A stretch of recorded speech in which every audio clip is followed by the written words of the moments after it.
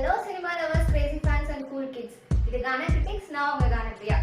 இன்னைக்கு நம்ம என்ன படத்தை பிரிச்சு மேய போறோம் அப்படின்னு பாத்தீங்கன்னா, பயங்கரமான ஸ்டார் காஸ்டோட வேற லெவல் விஎஃப்எக்ஸ் சிஜிஎஃப்எக்ஸோட ரிலீஸ் ஆகி இன்னைக்கு இப்போ பட்டைய கிளப்பிட்டு இருக்க கல்கி 2898 AD படத்தை பத்தி தான் பார்க்க போறோம். வாங்க வீடியோக்குள்ள போலாம்.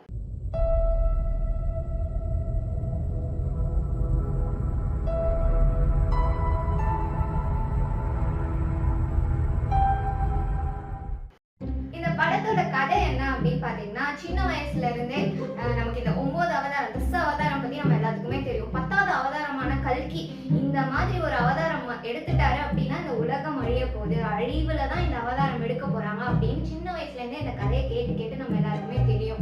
ஸோ ஒவ்வொரு வாட்டியும் ஏதாவது ஒரு டிசாஸ்டர்ல, ஃபார் எக்ஸாம்பிள் சுனாமி வந்தபோது அச்சோ இவ்வளோ அழிவு வந்துருச்சு, ஸோ கல்கி அவதாரம் எடுத்துட்டாருன்ற ஒரு ரூமர்ஸ் எல்லாம் வந்து நம்ம கேட்டிருப்போம். ஸோ அந்த ரூமர் உண்மையா நடந்தா எப்படி இருக்கும், நடக்கிற ஸ்டேஜ்ல எப்படி இருக்கும் அப்படிதான் இந்த கதை வந்து ஃபார்ம் ஆயிருக்கு. ஷார்ட்டா சொல்லணும்னா 6000 இயர்ஸ்க்கு முன்னாடி மகாபாரதம் நம்ம எல்லாத்துக்குமே தெரியும், one of epic story. So அந்த மகாபாரதம் நடந்த டைம்ல இருந்து 6000 இயர்ஸ் அஹெட், 6000 வருஷம் கழிச்சு கல்கி அவதாரம் எடுக்கிற டைம்ல என்னென்ன சீக்வன்ஸ் என்னென்ன கான்சிக்வன்சஸ்லாம் நடக்குது அப்படிங்கிற இந்த கிளப் ஆர்ட் ஒர்க் தான் இந்த கல்கி 2898 AD படத்தோட கதை. நம்ம சாவித்ரி அம்மாவோட பயோபிக்கான நடிகையர் திலகம் படத்தை டைரக்ட் பண்ண சேம் டைரக்டர் அஸ்வின் நாக் தான் இந்த படத்தை வந்து டைரக்ட் பண்ணியிருக்காரு. வேற லெவல் பட்ஜெட்ல பெரிய பெரிய ஸ்டார் காஸ்ட் கொண்ட இந்த படத்தை சூப்பராகவே கையாண்டிருக்காருன்னு தான் சொல்லணும். அவ்வளோ ஸ்டார்ஸையும் ஒட்டுமொத்தமாக கொண்டு வந்து ஒவ்வொருத்தருக்கும் சூப்பரான கேரக்டரைசேஷன் கொடுத்து ரைட்டிங் லெவல்ல சூப்பராக எழுதியிருக்காரு. பட் இந்த டேரக்டர் பயங்கரமான ஹாலிவுட் அதுலேயும் மார்வல் ஃபேனா இருக்காருன்னு பல இடங்கள்ல நம்ம மூவிஸ் பார்க்கும்போது தெரியுது. பட் ஃபைன், லைக் இன்ஸ்பிரேஷன் எங்கேருந்து வேணா எடுக்கலாம். அந்த வகையில வந்துட்டு விஷுவல் ட்ரீட்டுக்கு வந்து சூப்பரான ஒரு ரைட்டிங் வந்து இவர் கொடுத்துருக்காரு. அந்த வகையில நாகேஷ்வனுக்கு என்ன ஒன்று, இந்த படத்தோட ஃபர்ஸ்ட் ஆஃப் அவரோட அசிஸ்டன்ஸ் எடுத்த மாதிரியும் செகண்ட் ஆஃப் தான் அஸ்வின் நாக் எடுத்த மாதிரியான ஒரு கான்ட்ராஸ்ட் ஃபீல் கொடுக்குது. அந்த படத்தை பார்த்தீங்கன்னா உங்களுக்கே அந்த ஃபீல் எப்படின்னு தெரியும். இந்த படத்தோட ஸ்க்ரீன் பிளே பற்றி சொல்லணும் அப்படின்னா, புராண கதையில ஸ்டார்ட் ஆகிற ஒரு விஷயம் அது வந்து ஃபியூச்சர்ல கம்பேர் பண்ண விதங்கள் எல்லாமே ரொம்ப அழகா இருந்துச்சு. பட் என்ன, தீபிகா படுகோனை வந்துட்டு ரெஸ்கியூ பண்ற விஷயங்கள் ஒரு சைடு போயிட்டு இருக்கு, அமிதாப் பச்சன் அவர்களுடைய அந்த ஒரு கேரக்டரைசேஷன் ரிவீல் பண்ற விதங்கள் ஒரு சைடு போயிட்டு இருக்கு, கமல்ஹாசன் அவர்களோட வில்லத்தனம் ஒரு சைடு போயிட்டு இருக்கு, ஷம்பாலா அப்படின்ற ஒரு மக்களோட நிலைப்பாடை ரிவீல் பண்றதுக்கான ஒரு சீக்வன்ஸ் ஒரு பக்கம் போயிட்டு இருக்கிற இத்தனை விஷயங்கள் போயிட்டு இருக்கு. இந்த டைம்ல இன் பிட்வீன்ல பயங்கரமான ஸ்பீட் பிரேக்கரா இருக்கிறது வந்து பிரபாஸ் அவர்களோட சீன்ஸ் தான்.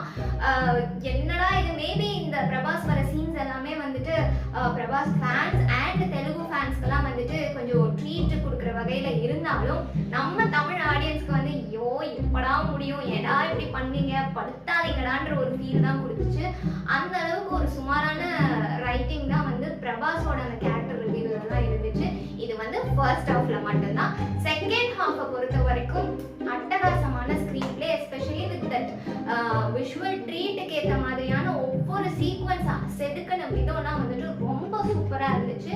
அண்ட் செகண்ட் ஹாஃப்ல டுவர்ட்ஸ் எண்ட்ல பிரபாஸோட சீக்வன்ஸும் அட்டகாசம். முதல்ல ஏண்டா அப்படின்னு உட்காந்தது எல்லாத்தையும் தூக்கி சாப்பிட்ற விதமா செகண்ட் ஹாஃப்ல சூப்பராகவே இருந்துச்சு. அடுத்தது இந்த படத்தோட எடிட்டிங். இந்த படத்தோட எடிட்டரான கோத்தகிரி வெங்கடேஸ்வர ராவ் அவர்கள் வேற லெவல்ல ஒர்க் பண்ணியிருக்காரு. இது சிஜி படம் அப்படிங்கிறதுனால எடிட்டிங்லாம் வந்து ரொம்ப நுணுக்கமா இருக்கணும், அவ்வளோ ஒரு இன்ட்ரிகேட்டான ஒர்க் இருந்தாதான் அது வந்து ஒரு ஸ்க்ரீன்ல பார்க்கும்போது சூப்பரா நமக்கு அந்த ஒரு ஃபீலை வந்து கடத்த முடியும். அந்த ஒர்க்கை வந்துட்டு எடிட்டர் வேற லெவல்ல பண்ணியிருக்காரு. குறை சொல்ற அளவுக்கு ஒண்ணுமே இல்லை. இதுக்கு முன்னாடி வந்த படங்கள் எல்லாம் கம்பேர் பண்ணும்போது, எஸ்பெஷலி பிரபாஸ் படத்தையே நீங்க கம்பேர் பண்ணும்போது இந்த படத்தோட எடிட்டிங் ஒர்க் எல்லாம் அட்டகாசமா இருக்கு. டெக்னிக்கலி இது வந்து ரொம்ப சவுண்டான ஒரு மூவி தான். அடுத்தது இந்த படத்தோட சினிமாட்டோகிராஃபி. சினிமாட்டோகிராஃபி பத்தி சொல்லணும் அப்படின்னா இதுல மேஜரா ஒரே ஒரு விஷயம் தான், டெக்னிக்கலி இது சவுண்டான ஒரு படம். ஸோ நீங்க அதுல வந்து எந்த குறையும் சொல்ல முடியாது. எடிட்டிங்கா இருக்கட்டும், சினிமாட்டோகிராஃபியா இருக்கட்டும், சவுண்ட் மிக்சிங்கா இருக்கட்டும், டப்பிங்கா இருக்கட்டும், எல்லாமே வந்து பக்காவா இருக்கு. பட் சினிமாட்டோகிராஃபியை பொறுத்த வரைக்கும் இது வந்து 3Dல பார்த்தாதான் எஃபெக்டிவா அப்படின்னு கேட்டீங்கன்னா நோ அப்படின்னு தான் சொல்லணும்.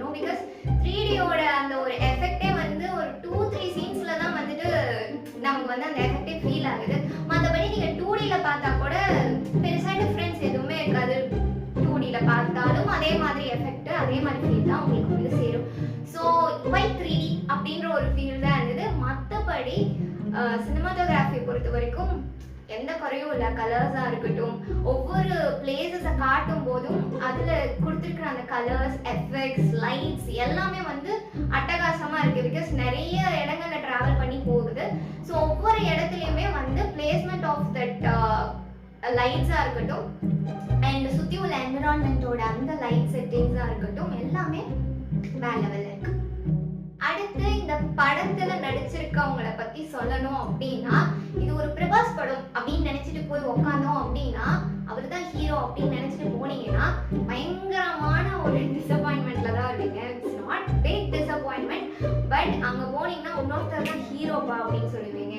இட்ஸ் நன் அதர் தான் அமிதாப் பச்சன் அவர்கள். இந்த படத்தை தூக்கி நிறுத்தி இருக்கிறதே அவர் தானே சொன்னாலும் குறைச்சல் இல்லை. ஏன்னா அந்த அளவுக்கு இந்த படத்தை வந்து வேற லெவலில் எலிவேட் பண்ணியிருக்கிறது அமிதாப் அவர்களோட நடிப்பு தான். அஸ்வத்தாமான்ற ஒரு கேரக்டர், லைக் இது வந்து 6000 years வாழ்கிற ஒரு கேரக்டர். அந்த கேரக்டருக்கு பர்ஃபெக்டான சாய்ஸ் இவரை தவிர வேற யாரு அப்படின்னு யோசிக்கிற அளவுக்கு சூப்பரான ஒரு பெர்ஃபார்மன்ஸ் கொடுத்துருக்காரு. அதுலேயும் எஸ்பெஷலி இந்த ஃபைட் சீன்ஸ் எல்லாம் though it's CG work whatever நம்ம என்ன சொன்னாலும் இந்த ஏஜ்ல அவ்வளோ எனர்ஜியோட அந்த ஃபைட் சீன்ஸ்ல காட்டுற அவரோட ஸ்ட்ரென்த்து, ஆக்டிங் எல்லாமே ஃப்ளாலஸா இருக்கு. லைக் ஹீஸ் த லெஜெண்ட் அப்படின்னு சொல்ற அளவுக்கு பர்ஃபெக்டா இருக்காரு அவரு, especially for that particular character. And secondly யாரு சொல்ல போறேன், வேற யாரு, நம்ம உலக நாயகன் கமல் அவர்கள் தான். ஸோ இந்த படத்துல அவர் தான் கடவுள் அப்படின்ற ரேஞ்சுக்கு தான் வந்து அவருக்கு இன்ட்ரோவே கொடுக்குறாங்க. ஸோ அதுக்கேற்ற மாதிரி லைக் வர்றது ஸ்க்ரீன் ப்ரெசன்ஸ் வந்து ஜஸ்ட் ஒரு 2 சீன்ஸ்ல தான் அவர் வராரு. ஆனா அந்த 2 சீன்ஸ்லயும் தூக்கி சாப்பிட்டாரு. அந்த அளவுக்கான ஒரு பெர்ஃபார்மன்ஸ், மேக்கப் எஸ்பெஷலி சொல்லியே ஆகணும். Hats off to the makeup department. அந்த அளவுக்கான ஒரு எஃபர்ட் வந்து நீங்க பார்த்தீங்கன்னா உங்களுக்கே தெரியும். ஆல்ரெடி வந்து சோஷியல் மீடியாவில் பார்த்துப்பீங்க, பட் தேட்டரில் போய் பாருங்க, மிஸ் பண்ணாம அவ்வளோ சூப்பரான ஒரு பெர்ஃபார்மன்ஸ்.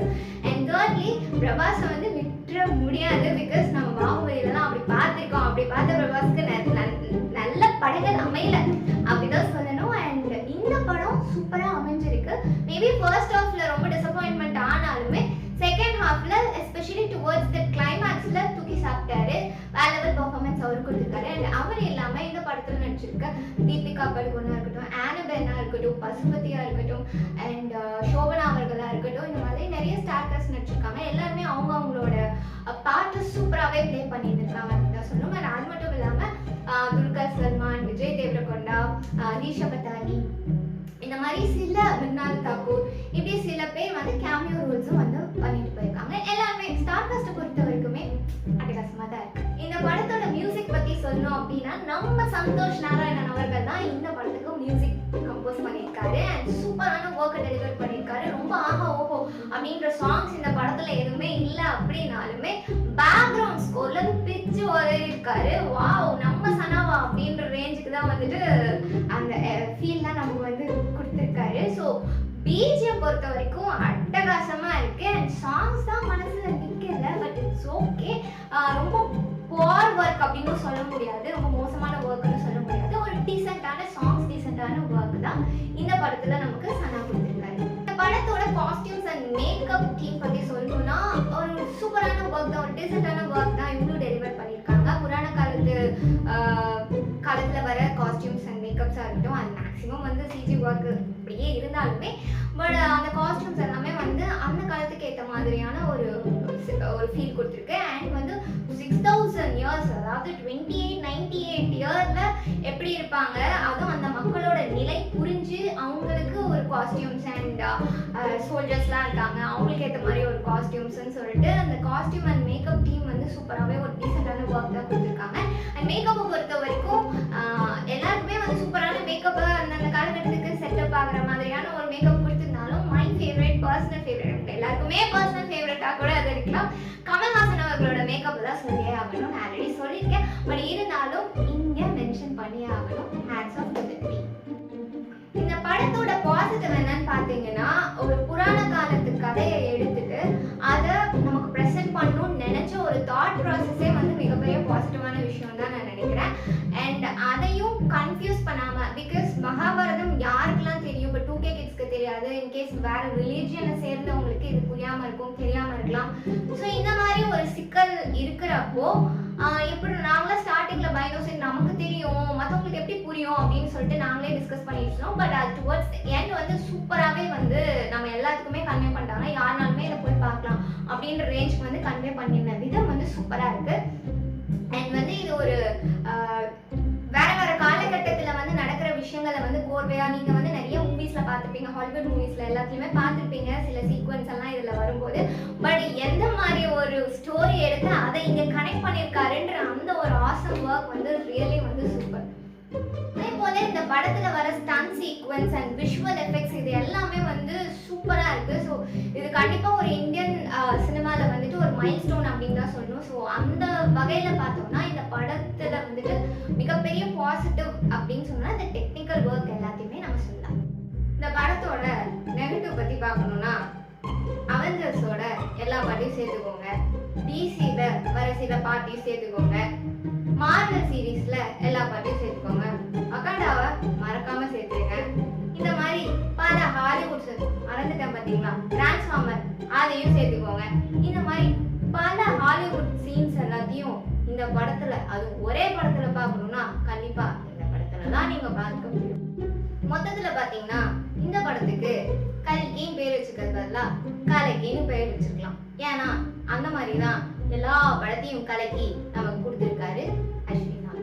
அப்புறம் சொல்ல மறந்துட்ட பாருங்க, இந்த படத்துல ரைட் சைட் திரும்பினாலும் பிரபாஸ் தான் தெரியுறாரு, லெஃப்ட் சைட் திரும்பினாலும் பிரபாஸ் தான் தெரிஞ்சாரு, ஐயோடு மேல பார்த்தாலும் பிரபாஸ் தான் தெரிஞ்சாரு, ஐயோடு கீழே பார்த்தாலும் அங்கேயும் பிரபாஸ் தான் தெரியுறாரு. ஆனா என்னடா சோதனை கண்ணை மூடினாலும் பிரபாஸ் தாங்க தெரியுறாரு.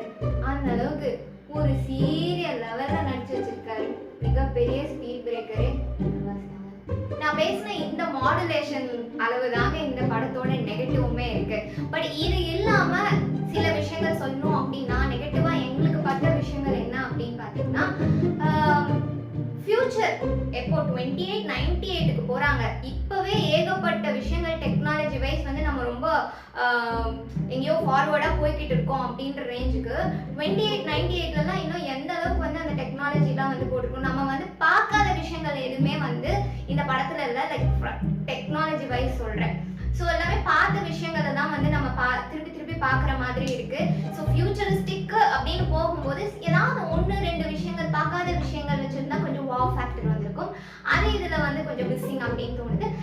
அது மட்டும் இல்லாம நாங்க படம் பார்த்துட்டு இருக்கும் போது நான் ஆல்ரெடி சொன்ன மாதிரி ஏகப்பட்ட இன்ஸ்பிரேஷன்ல வந்துட்டு எடுத்திருக்காங்க அப்படின்னு சொன்னாலும் எங்களுக்கு உட்காந்து பார்த்துட்டு இருக்கும் போது ஆளாளுக்கு ஒரு படத்தை வந்து நாங்க சொல்ல ஆரம்பிச்சிட்டோம். இது ஹல்க் சீனு, இது வந்து என்கேம்ல வர சீன், இது வக்காண்டா சீன் அப்படின்னு சொல்லிட்டு ஒரு சீனுமே வந்து சொல்ல ஆரம்பிச்சிட்டோம். அந்த அளவுக்கு ரொம்ப வெளிப்படையா ஒரு சீனை வந்து வச்ச மாதிரி அட்லீஸ்ட் கொஞ்சம் மாற்றி வச்சிருந்தா கூட நமக்கு தெரியாம நம்மளை ஏமாத்துற விஷயம் ஒன்று இருக்குல்ல, தெரிஞ்ச விஷயம் தான், ஆனா அது வந்து நான் அப்படியே ஏமாத்தி எடுத்திருக்கேன் அப்படின்னு தெரியாத அளவுக்கு எடுப்பாங்களே, அந்த மாதிரி ஏதாவது ஒன்று எடுத்திருந்தா கொஞ்சம் இன்ட்ரெஸ்டிங்கா இருந்திருக்கும். பட் ரொம்ப அப்பட்டமா தெரியுது, ஒரு சீனுமே வந்து ரொம்ப ரொம்ப ரொம்ப அப்பட்டமா தெரியுது. ஸோ அது வந்து இந்த படத்தோட ஒரு நெகட்டிவ் அப்படின்னு தான் எனக்கு தோணுது. இன்ஸ்பிரேஷன் எடுக்கலாம், பட் ஆனால் ஹோல் சீக்வன்ஸுமே ஒரு இன்ஸ்பயர்டு சீன்ஸா இருந்துச்சுன்னா அது பார்க்கும்போது ஒரு மாதிரி தான் இருக்கும். இதுவே வந்து வெளிநாட்டில் வந்து இந்த படத்தை பார்த்தாங்கன்னா டேய் இது நம்ம படம்னா சொல்றதுக்கு வாய்ப்புகள் இருக்கு. பட் எனிவேஸ் இந்த படம் வந்து ஒரு நல்ல படைப்பு அப்படின்னு எண்ட் ஆஃப் த டே வந்து ஒரு ஃபீல் கொடுக்குது. இந்த படத்தோட ஃபர்ஸ்ட் ஆஃப் பல்ல கடிச்சிட்டு பார்த்து முடிச்சிட்டிங்கன்னா செகண்ட் ஹாஃப்ல சூப்பரான ஒரு விஷுவல் ட்ரீட் உங்களுக்கு இருக்கு. அண்ட் செகண்ட் பார்ட் வேற லெவல்ல வருங்கிற ஒரு நம்பிக்கையும் இருக்கு. பிகாஸ் அப்படிதான் வந்து முடிச்சிருக்காங்க. ஸோ வித் தட் நோட் நான் என்னோட ரேட்டிங் ஃபார் திஸ் மூவி என்ன கொடுக்குறேன் அப்படின்னா 7 out of 10. ஸோ நீங்க ஆல்ரெடி இந்த படத்தை தியேட்டர்ல பார்த்துட்டீங்க அப்படின்னா